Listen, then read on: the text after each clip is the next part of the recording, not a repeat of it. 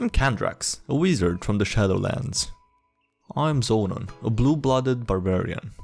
And I am Leona, an elf princess who loves— Hey, what's up everybody, I'm SkyDieRay and welcome to RPGHorrorStories. This is a subreddit that I've been interested in reading stories from for a while, so I hope you enjoy it, let me know what you think, and yeah, enjoy. This isn't technically part of the intro. Before we jump into the stories, there's a guy that made an Reddit RPGHorrorStories bingo game. So if you wanna check that out and play along when watching the video or something, there's a link below to that. Really cool, I don't know. I thought that could be fun maybe, so yeah. Alright, enjoy the video. Be Generic McFighterson III. Be happy with your life as an incredibly skilled practitioner of the light flail. Capable of holding your own with these weirdos you call friends. Except the kobold. That thing can stay the f*** away from you. One day, you start hearing voices. Think it's just the chili from last night and ignore them. Go to sleep and get trippy dream involving some angel of self-harm, or some call you her chosen. Tell her to go away. You want to sleep and you're perfectly comfortable being an atheist. Bitch makes a nasty cut across your chest. It's there in the morning, looks like a symbol. Get the cleric to try and heal it up. No effect, still bleeding, symbol is still there. Bandage it and ignore it for now. Process repeats each night. Emo bandaged angel comes down and tries to make you her chosen one. Keep telling her you don't want to. Get cut. Wake up the next morning with more unhealing wounds. Ruins the sleeping bag. Eventually start to die from all of this. Pass out one final time and see sadistic angel again. Offers to make you her chosen one final time. Tell her to f*** off so you can die in peace. She sends you to hell for rejecting an angel's offer. Soul is now forever damned to suffering and torment because you didn't want to give up your career as world's greatest metal on meat beater. The DM was trying to force me to take a class in Paladin because he didn't like the fact I was playing such a generic character when compared to everyone else. Guy literally killed my character because I refused to play something I didn't want to. My face when. Hey, so X and Y and I have been talking and I'm ready to tell you what's up. X is gay, I'm bisexual, and Y is virtually asexual. We play D&D together to hang out with friends first, tell a fun story second, and play D&D third. We've been talking and it seems like your values are swapped when playing, and Y and I think you can be a bit homophobic as well. We'd like to keep playing with you, but lately we've been thinking it's hard to play a game when it's hard to talk as people. Thanks for listening. You guys actually are? Yeah. Well, I don't think I can go on being your GM then. Have a fun time playing amongst yourselves. Well, alright. Is that a pun? Because gay and bisexual? Yeah, that's kind of a dodged bullet, isn't it? Name a spell that can help you break into a shop to steal gold and weapons. Fireball. Really? Times your DM made you cry. I once had a mastiff companion. My character found it as a pup and raised it. I decided to name him Al. I had Al for well over 2 years. We had many adventures in various parties over this time. One day I decided to join yet another party. The DM, although hesitant at first, allowed Al to be in the game.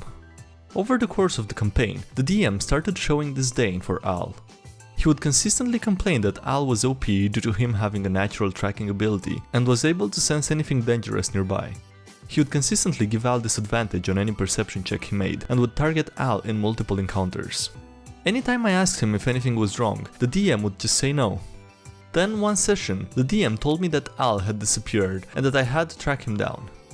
After a few investigation checks, I discovered he was taken by goblins. So I set out to find Al and bring him back. I tracked the goblins back to a cave in the middle of the woods. Upon entering the cave, the DM told me what I saw. And what he told me made my heart sink. DM. As you enter the cave, you notice a group of goblins sitting around the fire. They look to be eating. Upon further inspection, you find Al. He is cooked and half eaten upon a spit above the fire.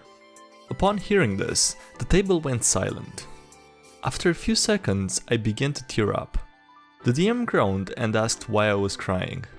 I then explained how I named Al after my IRL Mastiff who passed away a month after I acquired my in-game Mastiff companion, and how I kept Al as my companion in order to honor his memory. I then got up from the table, grabbed my stuff, and left. I never returned to that group. Pic of IRL Al. Rest in peace, big guy. Rip Al, he was a good boy. He really was. I was not ready for such a sad story, dude. God damn it. Okay, I had to take a second after that story. Let's move on now. This guy is a idiot. OP clearly has a slavery fetish, as indicated by his use of eki bondage porn to represent the broad concept of slavery. Forces his D&D players to indulge in his gory and magical realm. Tries to play the relative morality card when his players are rightfully creeped out. The bottommost dregs of TG come out in full support of his objectively bad choices as DM. Reasons you rejected an application to your game. I'll start. Doesn't read your ad, then asks questions about the game that were answered in said ad. What time is the game? Is it text or voice?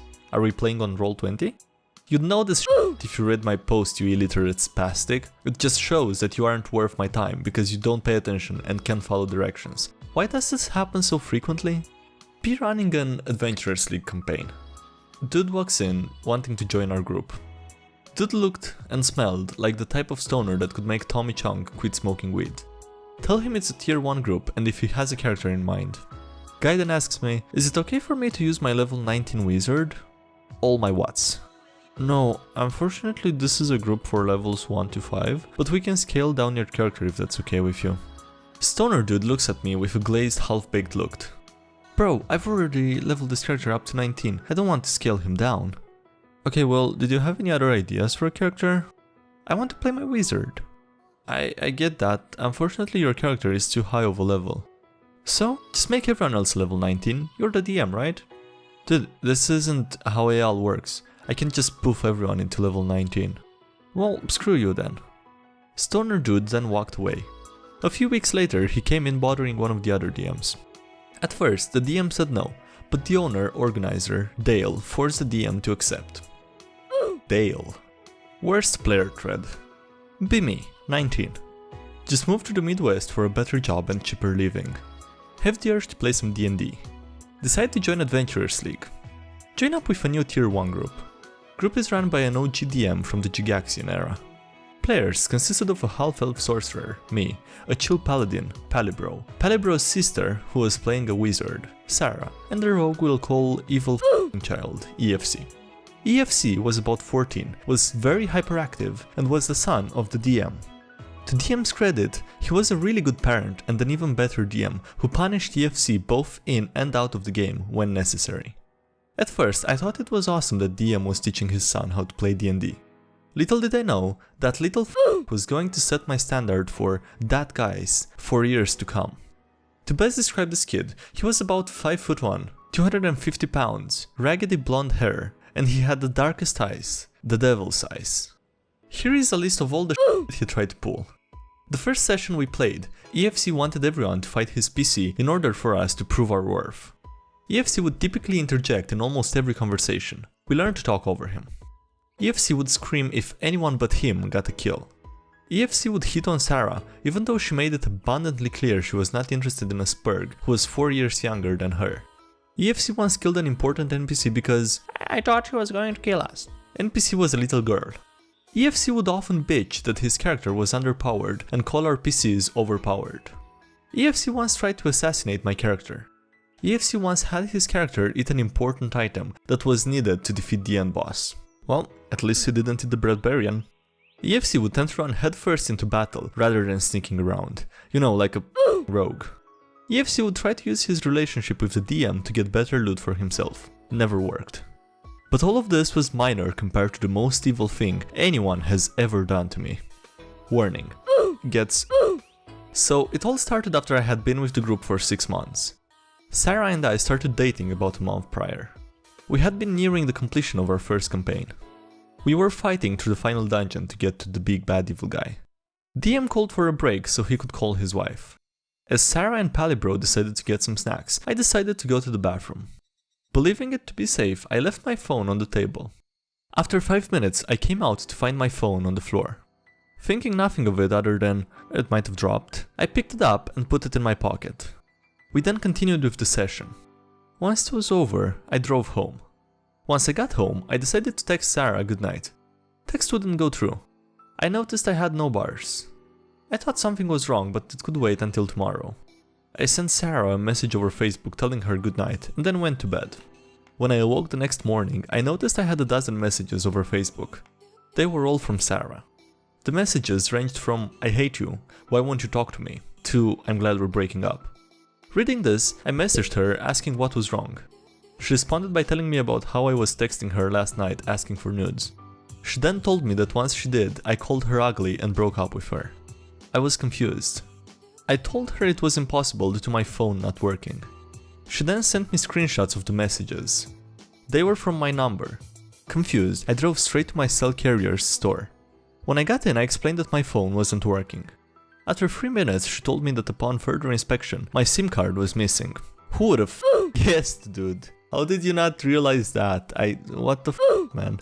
She informed me that the SIM card tells the phone what network it runs and what number it responds to. She told me it was a simple fix and within 5 minutes she got me up and running. As soon as I left the store, I got a message over Facebook. It was Palibro. His message read, "I need to talk to you." As soon as I read this, I called him. As soon as he picked up the phone, I told him the whole story. He then told me he knew. He told me he called me to tell me he was going to kick my ass. Problem was, when he called, I wasn't the one who answered. Apparently, EFC answered. I was taken aback. It then dawned on me. EFC was the only one at the table the night before. Palibro then told me that he then called his father and explained what his link did. His father later confirmed that Sarah's nudes were still on EFC's phone. I asked Palibro if he told Sarah. He told me he did. I then drove over to their apartment and consoled Sarah. Angry, I told her I was going to kill EFC the next time I saw him. The next session came and DM informed us that EFC was no longer welcome in the group. It's been 5 years since then. I haven't seen EFC, and if I do, I will gut him with my bare hands. I'm kinda skeptical on the truthfulness of this story. I mean, yeah, I don't know. Curious what you guys think, if you think that story is real or not. D&D 3.5. Playing at DM's house. 2 kids, very young, like toddler age and a little above. Grabbing our dice. Grabbing minis. Just absolute little devils. Telling them no or please stop makes them more excited than grabbing your stuff before you stop them becomes a game. DM's wife. Always forgets what your class does. It's a psionic class to boot. DM throws us in a dungeon when we get captured by a collection of mind flayers. Rogue is late to game since he overslept due to coming off night shift work. Kills his character on the spot. Sneak our way through the dungeon. Decide to rescue an NPC. Bust into a room. There's a mind flayer.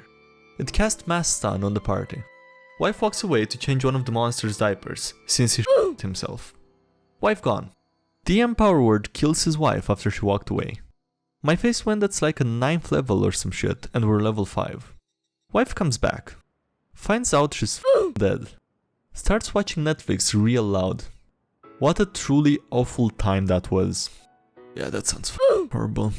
Alright, that was it for this video. Thank you guys for watching, I hope you enjoyed. Let me know if you did. If you want me to read more from this subreddit, leave a like on the video, let me know in the comments, I'm interested in your opinion. Thanks a lot to all the Patreon support, really appreciated. There's a link below if you wanna join the Patreon yourself, gain early access to uncensored versions of these videos, and a few other perks. Oh, also links below to all social media, and yeah, that's it. Thanks again for watching, and I'll see you next time. Have a great day, bye!